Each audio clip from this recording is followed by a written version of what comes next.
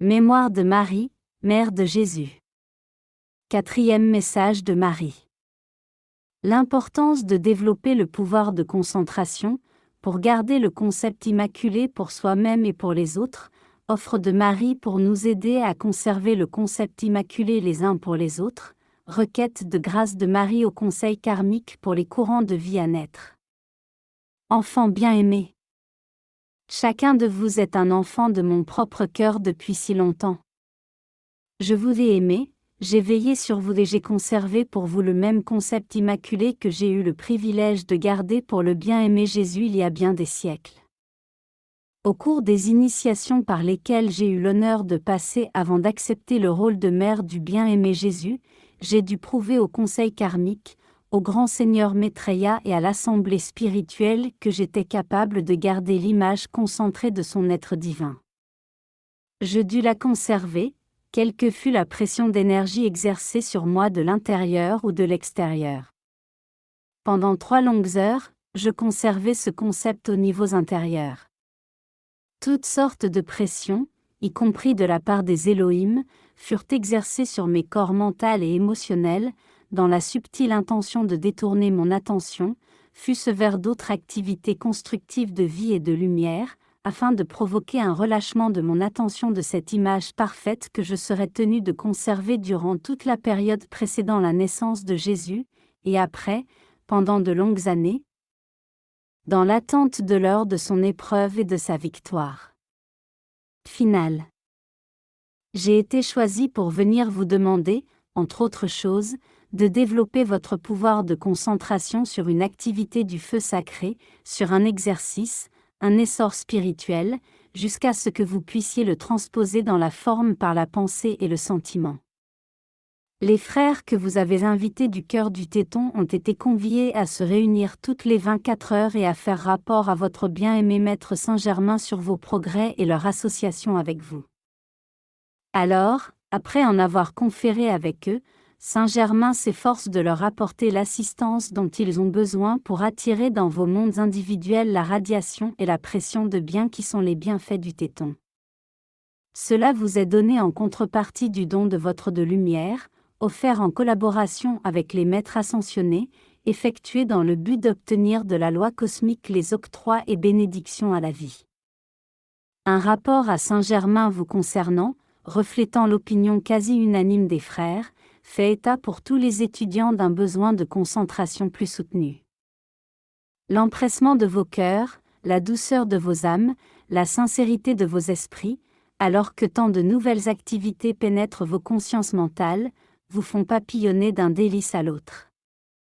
Alors, je vais vous demander d'essayer, avec mon aide, si cela est nécessaire, de concentrer vos énergies un court instant sur le développement de vénération et de gratitude envers les présences maîtresses, les êtres et pouvoirs qui apportent cette lumière, de même que sur une extrême dévotion envers le Dieu de toute vie.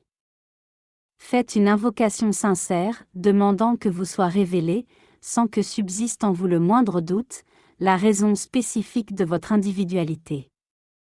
Si vous arrivez à bien vous concentrer sur cette leçon et à l'apprendre, vous rentrerez à la maison plus riche en esprit, plus paisible dans votre cœur, et vous serez d'un secours beaucoup plus grand pour ceux d'entre nous qui ne vivent que pour apporter la lumière à toute l'humanité.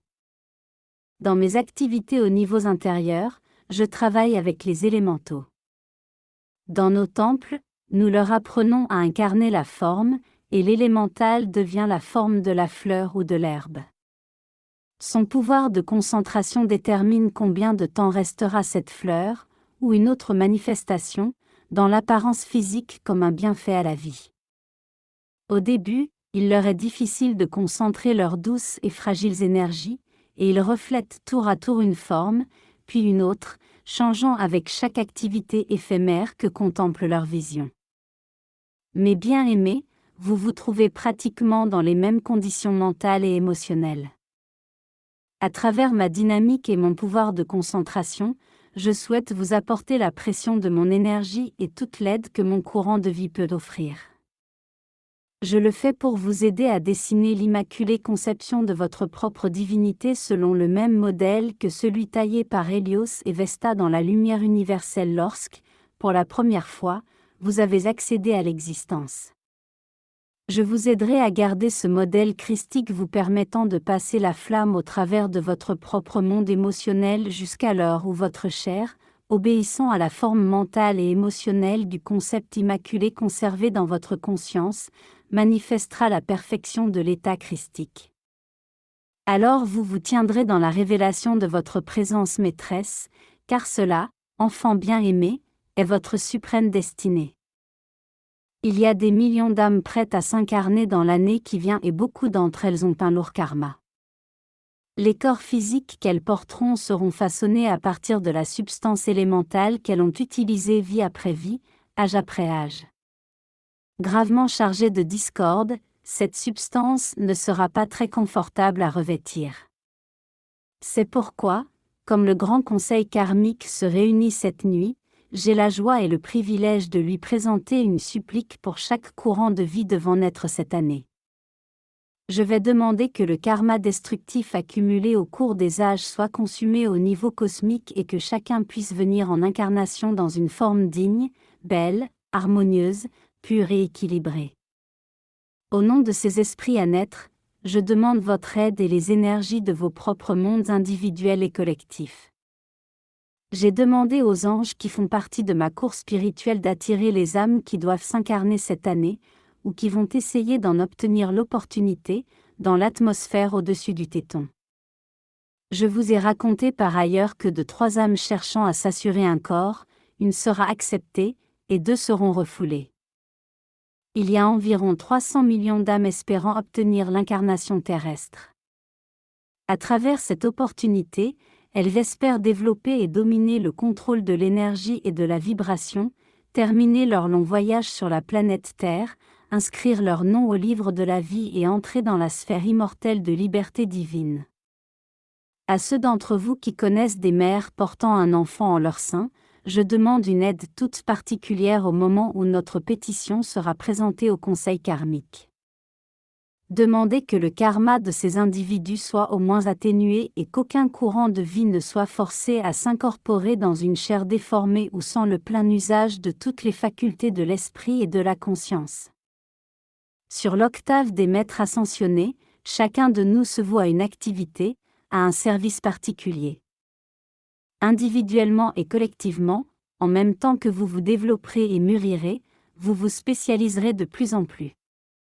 Vous extrairez les énergies de la vie première et les qualifierez d'une certaine radiation pour le bien de la vie. Ainsi, vous deviendrez des spécialistes dans le rayonnement de la guérison, de la purification, de l'illumination, de l'éducation, de la précipitation et de toutes les autres activités diverses qui profiteront à la race et la béniront.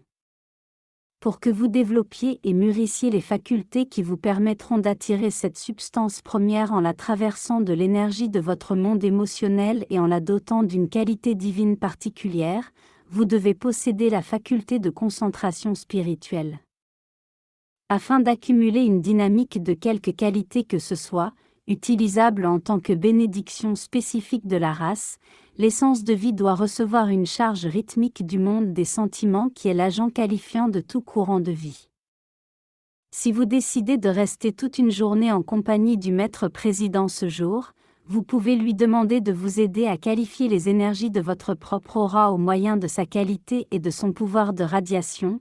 Chaque jour de la semaine reçoit la radiation de l'un des 7 chans des rayons, soit le dimanche, El Moria, le lundi, Lanto, le mardi, Paul le Vénitien, le mercredi, Sérapi Bey, le jeudi, Hilarion, le vendredi, Nada, le samedi, Saint-Germain. À cet égard, il est très utile à l'étudiant de porter quelque chose marquant la couleur du rayon correspondant au maître du jour. Cela aide l'individu à se rappeler la concentration qu'il s'efforce de conserver.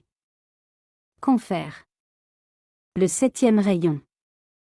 Vous pourrez ainsi vous familiariser avec les radiations des différents maîtres et devenir sensible à la pression de chaque rayon particulier et à son orientation. Ainsi, vous saurez à tout moment quelle présence maîtresse rayonne à travers vous.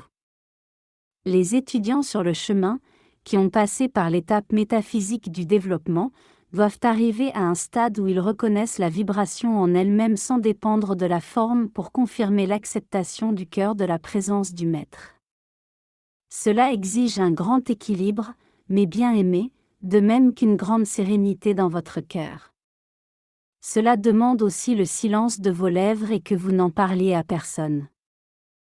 L'orgueil spirituel est l'une des épreuves les plus subtiles, ce peut être aussi le péché le plus subtil se manifestant chez les individus qui parcourent le chemin au-dessus de la conscience des masses. L'orgueil spirituel se manifeste souvent en faisant part à d'autres d'expériences de cœur personnelles qui devraient être méditées et développées à l'intérieur du jeu. Par la radiation, ces expériences devraient se manifester dans l'action, non dans la parole. Je vous le dis avec beaucoup de gentillesse, mais bien aimé, parce qu'au début du développement spirituel, vos facultés internes sont encore très tendres. Elles sont comme au printemps les premières pousses d'une plante qui sortent de terre, et elles demandent une protection de grande sagesse et de la sollicitude. Sachez qu'au royaume non ascensionné, personne n'aime autant la croissance, le développement et l'expansion de votre lumière que vous-même. Lorsque, par enthousiasme, tel spirituel ou orgueil subtil, vous risquez à partager les nouvelles extases dont vous faites l'expérience, vous en perdez non seulement le bénéfice, mais vous déclenchez chez d'autres des jalousies et des sentiments d'insatisfaction. Cela empêche souvent une pousse prometteuse de croître et de mûrir à un point où votre spiritualité n'a pas besoin d'être confirmée par votre parole, mais où votre être réel révèle le parfum même de la qualité, du rayonnement ou du don développé. Moi-même, je passais par cette épreuve quand le bien-aimé Gabriel me parla. Je n'oublierai jamais l'heure de sa venue, lorsqu'il me fit part de la vérité qu'à travers mon corps viendrait la forme physique du bien-aimé Jésus, qui serait le Messie. Il me fut demandé de n'en rien dire, de méditer cette confidence et de la garder dans mon cœur. Je me tus durant des mois, beaucoup de mois.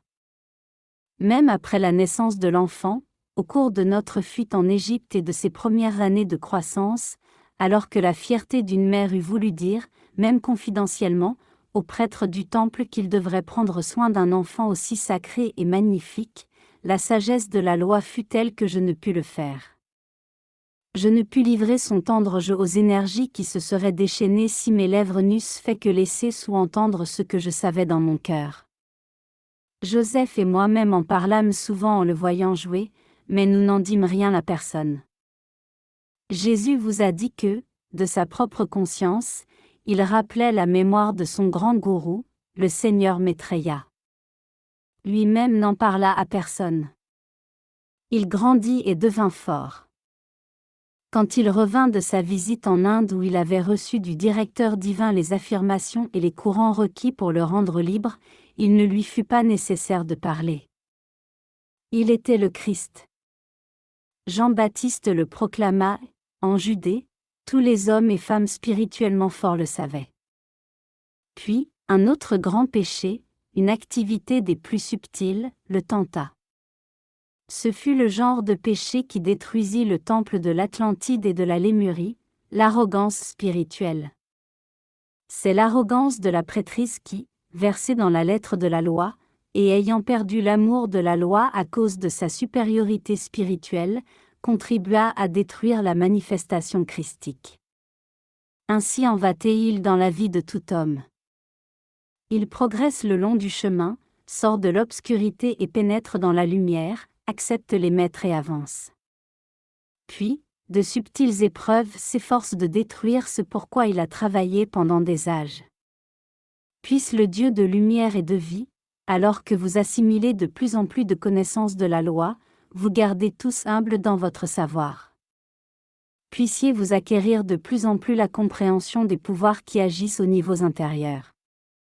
Alors même qu'à travers votre propre corps, vous commencez à attirer les miracles. Merveille des manifestations de lumière, puisse votre humilité croître, votre amour s'intensifier, votre altruisme s'exprimer, jusqu'à ce que plus rien ne s'interpose entre vous et la présence christique ascensionnée à l'heure de votre victoire totale. Alors, l'ascension est à votre portée. En même temps que les grands êtres amènent les âmes bien-aimées, candidates à l'incarnation, devant le conseil karmique, les seigneurs du karma attendent, immobiles, que les maîtres féminins, la bien-aimée Méta et moi-même, amenions également les parents futurs de tous ceux qui auront le privilège de naître. Alors que tous sont ici et que j'adresse mon appel au conseil karmique, puis-je vous demander de vous joindre à moi pour demander en faveur de ceux qui doivent naître le soulagement et la libération de leur karma, quelle que soit sa nature, avant qu'ils ne s'incarnent. Je présente maintenant au conseil karmique ma pétition, que vous voudrez peut-être entendre. Seigneur du karma, bien-aimés dames et gentilshommes du conseil karmique. Moi, Marie, mère des enfants de la terre, qui façonne le cœur de chaque courant de vie à naître, je me tiens devant vous au nom de ceux prêts à s'incarner dans cette période de 12 mois. Je me suis trouvée avec ces esprits dans le temple du Sacré-Cœur et j'ai regardé leur karma, construit au cours des âges. J'ai confectionné de mes propres mains, à partir de la meilleure essence que les élémentaux corporels pouvaient me présenter, le cœur sacré de chacun. Je vous dis, ô miséricordieux Seigneur d'amour et de lumière, que les habits qu'ils doivent revêtir ne conviennent pas à des dieux et à des déesses. Ils ne vont pas à des êtres magnifiques et spirituels qui, au cours des prochains 18 ans, vont essayer de rendre sa liberté au Seigneur du monde, Sanakumara. Les fautes et les péchés de nombreux âges se sont inscrits profondément dans les énergies de leurs corps éthériques et dans les vêtements de chair que les constructeurs de la forme devraient tisser dans les mers de la race. Au nom de ces esprits sur le point de s'incarner, qui ont eu l'honneur spirituel de se présenter en ma propre présence devant le grand Sanakumara lui-même, durant le mois de mai 1954, vouant leur flamme triple de vie à l'obéissance, je vous présente ma requête, puisqu'ils ont fait ce vœu et en compensation de cette génuflexion volontaire, de l'humiliation de leur fierté, de l'acceptation, dans la liberté de leurs corps intérieurs, de l'existence et de la présence de la hiérarchie spirituelle, je demande ce soir pour ces enfants des corps de chair bons, entiers, limpides et purs. Je demande des yeux trop purs pour voir l'iniquité, des lèvres qui ne diront que des mots d'amour et de lumière, des membres fermes et forts, des corps, temples vivants éclatants d'amour et de lumière, des cerveaux bien équilibrés pour recevoir les directives du jeu christique, des organes à leur place parfaite et en ordre parfait de fonctionnement. Je le demande au nom de la vie et au nom de Jésus-Christ ascensionné. Je suis prête à offrir sur l'autel du conseil karmique autant de mes énergies personnelles, autant de mon temps et autant de mon être qu'il sera exigé en compensation de ce que vous ne trouverez pas dans le vœu de ces courants de vie de servir Sanakumara. Grand Seigneur d'amour et de lumière. Les enfants à naître sont l'espoir de demain. Donnez-leur des vêtements qu'ils puissent habiter dans le confort et la paix. Donnez-leur des vêtements qui soient sensibles à leur propre singe christique, afin que celui-ci puisse en prendre le contrôle complet dès le moment de la naissance. Donnez-leur, au grand Seigneur de la vie, la plénitude de la miséricorde de Kuan Yin. Ô, bien-aimée déesse de l'opportunité, nouvellement couronnée reine du ciel. Toi, mon successeur, je te parle et te demande l'opportunité pour les âmes à naître, l'opportunité pour chacune d'entre elles. Puisses-tu l'accorder comme le dernier don de mon règne alors que tu deviens la reine éblouissante du ciel. Ô Portia, enfant d'amour et de justice. Moi, Marie, te parle et dépose ma cause entre tes douces mains. Merci, mes bien-aimés, de votre assistance. En même temps que le sentiment de dévotion chargé de mon énergie remplit l'atmosphère, laissez vos propres énergies, associées à mon humble pétition, faire ce qu'elles peuvent. Merci et bonne journée.